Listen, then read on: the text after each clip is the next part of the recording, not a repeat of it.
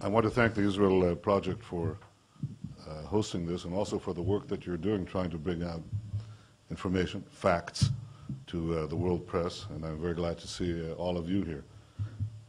We're in the midst of two great transformations of the world. The first one, I believe, is positive. The second one is negative. The positive change is the global revolution in information and technology and freedom, the choice that is given to millions, indeed hundreds of millions, if not billions of people in the world to partake in the world economy. And this is, with all the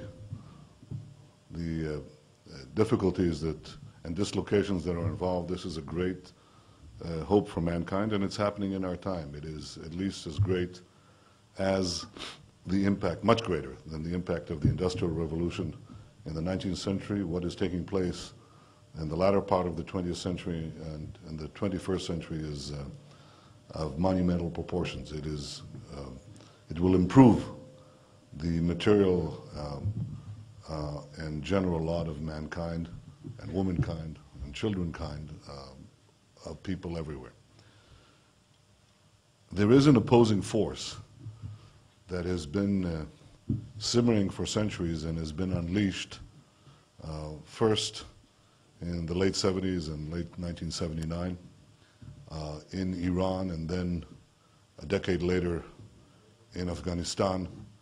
And these are the latent forces of militant Islam. Latent because they've been brewing for centuries under the surface,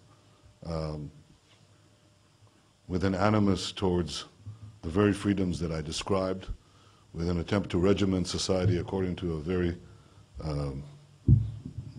doctrinaire conception of life under what is called a pristine view of Islam. Obviously, there are two strains in this dogma: the militant Sunnis and the militant Shiites. One burst out in Iran, the militant Shiites, in '79, and a decade later, the victory of the Mujahideen heralded the rise of Al-QUAIDA.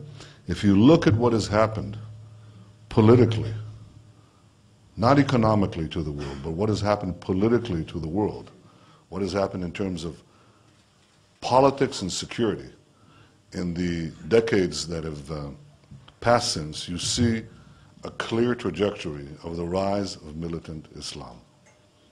You see it not only taking over countries, which it has, but also extending its sway over many people in a very large continuum of Muslims. Obviously, they haven't been able to take over the majority, and even the minority is small, but the minority of a very, very large majority is troubling in itself. But their goals are unlimited. Whatever their successes so far, they don't intend to stop. They continue.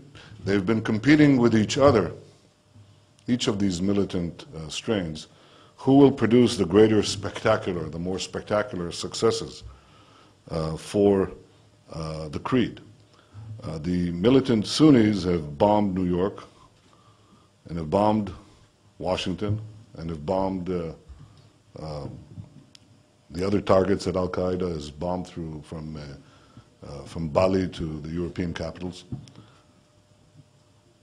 The militant Shiites in Iran are openly racing and boasting that they're racing to develop nuclear weapons, with the explicit announced goal of wiping Israel from the face of the earth, reestablishing the caliphate, of course under militant Shiite Iranian rule.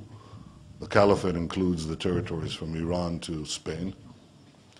Developing long-range ballistic missiles first that are targeted to every European capital and within a decade to reach the eastern coast of the American mainland. And in the process, they've rolled over from Iran, they've rolled over, they're clearly meddling in Iran. The congressional testimony last week described this. They have already more than meddled in Lebanon. Hezbollah there now, it used to be said that Hezbollah is a state within a state. It's not clear that has not been reversed, given that Hezbollah has now some 40,000 rockets, which is a lot more than they had before the Second Lebanon War, they're much more lethal rockets, long-range rockets that can reach a good portion of this country. And this is all done by Iran. It cannot be understood as anything but an Iranian operation. And equally, there is this continuing effort to, they've already taken over its proxies. They've already taken over half of Palestinian society. They've taken over Gaza, and they're agitating to take more. So this is not merely a local problem. This is a global problem. Obviously, if Iran acquires nuclear weapons, everything that we've been talking about will pale in comparison, because the power to extend power, to threaten, to realize the threats, to make good on the threats will be on a level that we have not seen, nor one that we can readily imagine. It will put the oil reserves of the Gulf under their sway. They could easily bring down governments or fold them into their realm. They will inspire and encourage the radicals in the various Islamic communities that they're targeting around the world, and they will be in turn inspired by the fact that obviously the acquisition of nuclear weapons is a providential sign of the coming victory of the true believers. And of course, they might make good on their twisted ideas of ending Zionism and extending their realm by other means. So this is a threat to the entire world, and it cannot be seen as anything but that. I said a year and a half ago that the year is 1938 and Iran is Germany and it's racing to acquire nuclear weapons. Well, if that's the case, then we're in 1939.